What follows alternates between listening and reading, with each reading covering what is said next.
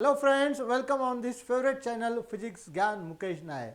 आरंभ बैच के सभी स्टूडेंट्स का स्वागत है। फ्रेंड्स, आज हम 2.1 that is song of open road ये पोएम का एप्रिसिएशन देखने वाले हैं। फ्रेंड्स, एप्रिसिएशन टोटल 4 मार्क के लिए ये क्वेश्चन इंट्रोड्यूस किया गया है। आपकी जो बैच है it is the second batch and यहाँ पे आपको एप्रिसिएशन कैसे लिखना है इसके बारे में भी हम बताएंगे। तो चलो स्टार्ट करते हैं। Appreciation of song of road which is written by Walt Whitman. Friends, देखिए इस तरीके से उसका मार्किंग स्कीम होगा। 4 मार्क्स है। 4 मार्क्स के लिए सबसे पहले appropriateness of theme and language feature. जो भी थीम है, जो भी पॉइंट्स दिए गए हैं वो ठीक तरीके से लिखे हैं तो 2 मार्क्स मिल जाएंगे। देन एक्सप्लेनेशन एंड प्रेजेंटेशन, यहाँ पे प्रेजेंटेशन मतलब अच्छे से लिखना है, उसके लिए 1 मार्क है। And personal opinion and evaluation of the poem, last का जो पॉइंट होगा your opinion about the poem, वो पॉइंट के लिए 1 मार्क है। तो इस तरीके से टोटल 4 मार्क की ये अप्रिसिएशन है। तो चलो स्टार्ट करते हैं एप्रिसिएशन ऑफ फर्स्ट वन। यहाँ पे हमें कुछ पॉइंट्स क्वेश्चन पेपर में दिए जाते हैं, जैसे कि ये कुछ पॉइंट्स है, ये ऐसे ही पॉइंट्स हमें आएंगे।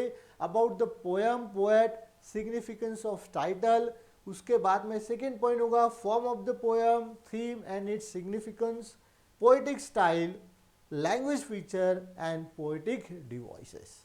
उसके बाद में इंस्पिरेशनल मैसेज अगर होगा पोएम का, वो वैल्यूज क्या क्या मिलते हैं after reading this poem, and your opinion and critical evaluation of the poem. तो यहाँ पे हम अपना ओपिनियन 100% लिखते हैं, जिसे 1 मार्क हमें दिया जाता है। तो चलो स्टार्ट करते हैं। सबसे पहला जो पॉइंट है about the poem, poet and significance. Significance का मतलब होता है दोस्तों इम्पोर्टेंस, यानी कि इम्पोर्टेंस ऑफ टाइटल। टाइटल का क्या इम्पोर्टेंस है, टाइटल दिए गए पोएम को सूट करता है नहीं करता है, इसके बारे में हमें लिखना होता है। अब फर्स्ट जो पॉइंट होगा वहाँ पे 3 पॉइंट पूछे गए हमें।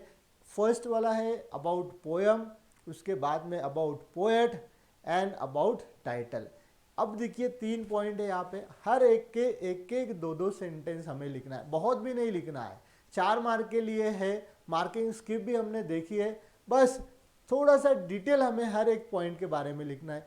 अबाउट पोएम एंड पोएट, तो सबसे पहले पोएट के बारे में लिखना है। The song of open road is written by famous American poet Walt Whitman.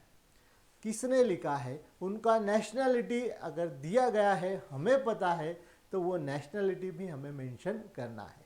जैसे कि देखिए the poem song of open road is written by famous American poet Walt Whitman. Second point, अब क्या लिखेंगे पोएट के बारे में। अगर पोएट ने कि इसके अलावा कुछ लिटरेरी वर्क किया है, यानी कि कुछ पोएम्स लिखे होंगे, तो वो पोएम्स के नाम या फिर वो कलेक्शन के नाम से यहाँ लिखना है। उसके बाद में अगर कोई स्पेशल थिंग है पोएट के बारे में जो टेक्स्ट बुक में मेंशन की गई है या किसी अवार्ड से वो अवार्डेड है, तो ये पॉइंट्स भी हमें यहाँ पे लिखना है। जैसे कि यहाँ पे दिया गया है कि Walt Whitman is also called as father of free verse. इनके लिए एक बहुत ही इंपॉर्टेंट टैग यहाँ पे हमें लिखना ज़रूरी है। अगर हम एप्रिसिएशन फर्स्ट पोएम का यानी कि सॉन्ग ऑफ ओपन रोड का लिखते हैं तो ये पॉइंट्स यहाँ लिखना बहुत ही इंपॉर्टेंट है। That is he is called as father of free verse. उसके बाद में उन्होंने कुछ पोएम्स भी लिखे हैं, जैसे कि he has written Leaves of Grass and O Captain My Captain. तो वो भी पॉइंट हमें लिखना है। यहाँ पे वो पॉइंट रह चुका है, but you remember that you have to write about this. Poet के बारे में 4 पॉइंट्स हमेशा याद रखना है। एक तो पोएट का नेम, उनकी नेशनैलिटी, उनका जो भी वर्क है, जो भी अवार्ड है, स्पेशल टैग है, ये सारी चीज़ें यहाँ पे लिखना होती है। सेकेंड लिखेंगे हम अबाउट पोएम। पोएम के बारे में लिखना है, तो यहाँ पे देखिए दिया है this poem is taken from collection leaves of grass. इनका जो कलेक्शन था लीव्स ऑफ ग्रास, वहाँ से ली गई है। The title of the poem is suitable because the poet narrates his experience. अब टाइटल के बारे में, टाइटल के बारे में एक बात आपको हमेशा याद रखनी है फ्रेंड्स कि हर एक पोएम का टाइटल सुटेबल ही होता है। तो बस वही पॉइंट्स हमें लिखना है, the title of the poem is very suitable significant because, अभी क्यों है तो यहाँ पे उसका एक रीजन है, the poet narrates his experience, his own experience of freedom, of journey of freedom and compare with real life. तो उन्होंने अपना, दिस इज अ मेमोर, ये जो पोएम है ये एक मेमोर है। तो यहाँ पे उन्होंने क्या किया है, अपने खुद का एक्सपीरियंस को नरेट किया है। बस ये हमें यहाँ पे लिखना होता है। सेकेंड पॉइंट होता है हमारा about theme and significance of it. Form of the poem, theme and its significance. अभी ये पोएम का फॉर्म क्या है, फॉर्म मतलब किस टाइप से लिखी गई है। जनरली फ्रेंड्स स्टाइल अलग अलग होते हैं, फॉर्म अलग अलग होता है। कोई ए बी सी बी यानी कि स्कीम जो होती है पोएम को, वो भी फॉर्म कहलाता है। अब ये जो पोएम है, ये पोएम कोई भी फॉर्म मतलब स्कीम में नहीं है। There is no proper meter, rhyming meter, यहाँ पे कोई भी प्रॉपर राइमिंग मीटर का यूज नहीं किया है। ये जो पोएम है it is written in free verse, तो ये वर्ड याद रखना है, free verse. So this poem is in the form of monologue and in free verse. ये जो पोएम है ये फ्री वर्स स्टाइल में लिखी गई है एंड ये एक मोनोलॉग है, सेल्फ एक्सपीरियंस नरेट किया गया है। It deals with freedom and optimism. Actually it is the theme of this poem. Freedom, joy and optimism is the major theme of this poem. तो थीम जब हम लिखेंगे ये पोएम की तो ये वर्ड्स हमें वहाँ लिखना ज़रूरी है, फ्रीडम एंड ऑप्टिमिज्म। इतना भी अगर आप लिखते हैं the theme of the poem is freedom and optimism, तो भी ये पॉइंट आपका कैरी हो जाएगा। The poet encourages the reader to be free with self, don't expect anything. अभी थोड़ा पोएट का एक्सप्लेनेशन, इवैल्यूएशन जो पॉइंट दिया था वो यहाँ पे लिखा है कि या इस दिस पोएम में पोएट ने हमें क्या बताया, तो इनकरेज किया है, इंस्पिरेशनल पोएम है इसलिए इनकरेज किया है रीडर को, यानी कि हमें फ्री रहने के लिए, and don't expect anything from others, दूसरों से ज़्यादा अपेक्षाएं नहीं करने के लिए भी हमें एडवाइस की गई है। It tells the reader how to overcome the difficulties, obstacles come across in life. जो भी संकट आते हैं, समस्याएं आते हैं हमारे लाइफ में, वो किस तरीके से हम सॉल्व कर सकते हैं, इसके बारे में भी यहाँ पे हमें बताया गया है। तो friends, theme, form of poem, यहाँ पे बस हमें इतना ही पॉइंट लिखना होता है। नेक्स्ट है यहाँ पे तीसरा, poetic style, language feature and poetic device. यानी कि यहाँ पर भी 3 पॉइंट दिए, हर एक पॉइंट का एक एक 2-2 सेंटेंस हमें लिखना है। अबाउट फर्स्ट है पोएटिक स्टाइल। अभी कौन से स्टाइल में लिखा गया है, तो ये जो पोएम है ये फ्री वर्स स्टाइल में लिखा गया है। द पोएम इज कंपोज यानी कि written in free verse style, free verse style में लिखा गया है। There is no rhyming scheme, rhyming words, यहाँ पे आपको कोई भी वर्ड्स, राइमिंग वर्ड्स नहीं मिलेंगे, स्कीम भी नहीं है इस पोएम में। The poem is inspirational, the last stanza the poet has put in brackets.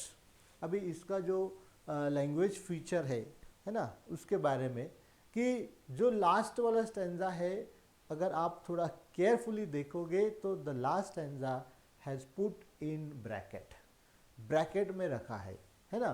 तो उसका यहाँ पे थोड़ा सा एक्सप्लेनेशन है, show meaningful relationship between himself and his friends, that is delicious burden, old friends, using very simple words. The poet has used poetic devices. अब last वाला point है पोएटिक डिवाइसेस। पोएटिक डिवाइसेस में हमें हमेशा figures of speech के बारे में, या फिर अगर पोएम को कोई स्कीम होगी, ए बी या फिर ए बी बी, जो भी स्कीम होगी वो स्कीम हमें ये वाले पॉइंट में लिखनी होगी पोएटिक डिवाइस में। तो यहाँ पे कुछ फिगर्स ऑफ स्पीच के नाम हमें लिखना है। जैसे कि आपको पता है, इसके पहले एक वीडियो बनाया है जहाँ पे आपको पोएम के हर एक लाइन में कौन सी फिगर ऑफ स्पीच है उसका एक्सप्लेनेशन वो भी यहाँ पे बताया है। वीडियो में आपको डिस्क्रिप्शन बॉक्स में आपको लिंक मिल जाएंगी, ज़रूर वो वीडियो देखना। यानी कि फिगर्स ऑफ स्पीच कैसे आइडेंटिफाई करना है, आंसर कैसे लिखना है, ये भी आपको अच्छे से पता चल जाएगा। तो यहाँ पे देखिए जो यूनिक फिगर्स ऑफ स्पीच है, जैसे कि इन्वर्जन यहाँ पे यूज़ की गई है, मेटाफर है, उसके बाद में ट्रांसफर एपिथेट है, हाइपरबली है, अलिट्रेशन, रिपीटेशन, ये तो कॉमन फिगर ऑफ स्पीच है, ये हर जगह हमें मिल जाती है। तो इस तरीके से ये पॉइंट्स को यहाँ पे लिखना है, यानी कि कौन से पॉइंट पे क्या लिखना है। अगर हमारे माइंड में ये बात रखते हैं हम कि व्हाट सीक्वेंस क्या है, किसके बाद क्या लिखना है, तो फ्रेंड्स आराम से ये क्वेश्चंस को हम लिख सकते हैं and we get 4 out of 4 marks, क्योंकि यही पॉइंट्स हमें यहाँ पे लिखना होता है। नेक्स्ट वाला पॉइंट होता है इंस्पिरेशनल मैसेज। ये पोएम से क्या मैसेज मिलता है। फ्रेंड्स द होल पोएम, ये poem itself is very inspirational poem. ये पोएम ही खुद इंस्पिरेशनल है, तो बहुत अच्छा मैसेज मिलता है कि the poem use very important message that, यहाँ पे गिव्स होना चाहिए, the poem gives very important message that to be always happy in life. Life में हमेशा खुश रहना चाहिए। देखो अप एंड डाउन्स तो हर एक के लाइफ में आते हैं, फिर भी हमें खुश रहना है, ऑप्टिमिस्ट रहना है। There are many difficulties and worries, poem has many values. कौन कौन से वैल्यूज है? सेल्फ रिलायंट यानी कि सेल्फ डिपेंडेंट, उसके बाद में ऑप्टिमिस्टिक, ऑप्टिमिस्टिक का मतलब होता है आशावादी, रिस्पॉन्सिबिलिटी एंड फ्रीडम, ये सारे वैल्यूज ये पोएम से हमें मिलते हैं। तो यहाँ पे वैल्यूज कौन कौन से हैं, मैसेज क्या क्या है, ये पॉइंट यहाँ पे लिखा है। नेक्स्ट वाला पॉइंट होता है, लास्ट वाला पॉइंट है your opinion about and critical evaluation of the poem. अभी यहाँ पे आपका ओपिनियन पूछा गया है, तो फ्रेंड्स हमेशा इसकी starting I like this poem ऐसे ही करना है, क्योंकि हर एक पोएम अच्छी होती है, हमें लाइक करते ही हम उसे। I like this poem very much, अभी क्यों है तो it is beautiful and inspirational poem, बहुत मैसेज मिलते हैं इससे। I like the encouragement given by poet to enjoy life every moment. यहाँ पे पोएट ने कहा है कि लाइफ का हर एक मोमेंट अच्छे से आपको एक्सपीरियंस करना है। Then enjoy life in healthy free world, it also encourages me to be free from all expectations. जितने भी एक्सपेक्टेशन है उससे फ्री रहना, ये भी पोएट ने एडवाइस की है। तो इस तरीके से हमें अपना ओपिनियन लिखना है एंड थोड़ा सा उसका एक्सप्लेनेशन देना है कि why I like this poem. इस तरीके से फ्रेंड्स हमें लिखना है। बहुत सिंपल क्वेश्चन होता है, बस आपको क्या करना है, इसे बार बार देखना है, राइट करना है, ताकि आपको ये पॉइंट अच्छे से याद रहेंगे। नहीं आपको 4 आउट ऑफ 4 मार्क्स 100% मिल सकते हैं। तो चलो मिलते हैं अगले ऐसे ही इंटरेस्टिंग वीडियो में, तब तक के लिए thank you for watching this video.